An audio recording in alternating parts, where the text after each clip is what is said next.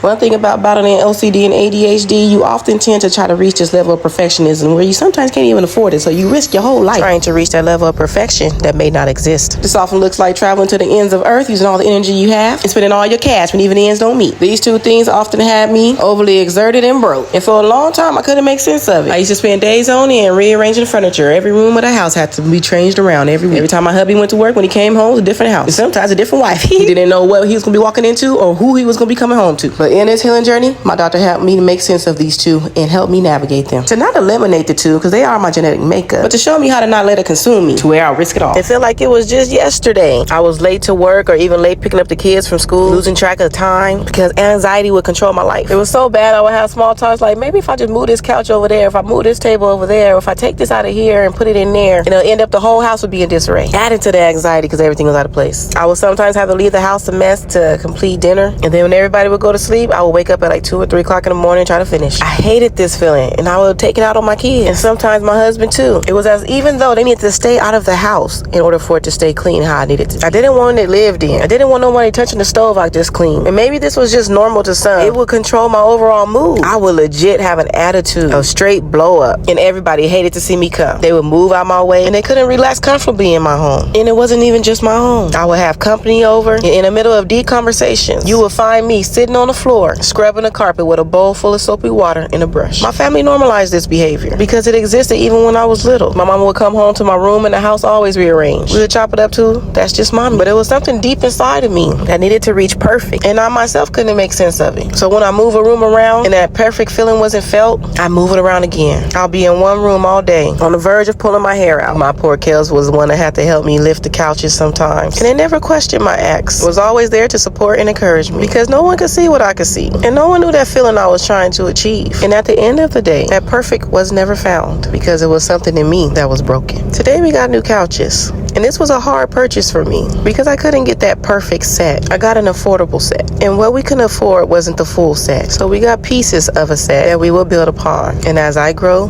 so will our space. To all my parents battling something they can't make sense of, go visit your doctor. Have those hard conversations. Explain to them how a day in your life look. Be honest and be transparent. You never know. You may be battling something you never knew you had.